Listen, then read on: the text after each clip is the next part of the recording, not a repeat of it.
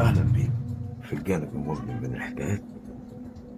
الكلام اللي هتسمعه النهاردة ده مش هتعرف تنساه أبدا. أغلب المستشفيات فيها غرف مقفولة للصيانة، لكن في مستشفى العباسية الغرفة رقم 7 اتقفلت لسبب مرعب، سبب غير حياة ممرض للأبد. الحكاية بدأت سنة 1992. ممرض استلم ورديته الليلية الأولى، كانت في المبنى القديم.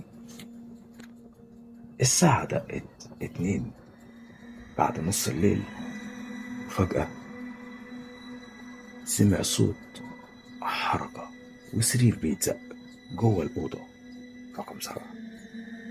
والغريب إن الأوضة دي مهجورة ومقفولة بجنازير من سنين فاتت. قرب الممرض وبص من خرم المفتاح، شاف نور أحمر دم وفيه أسود ضخم مش بشري قاعد على السرير وبيتلفت في الضلمة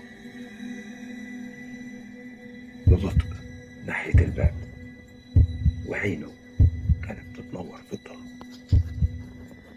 الممرض طبعا مغمى عليه، ومن الصدمة شعره شاب بالكامل.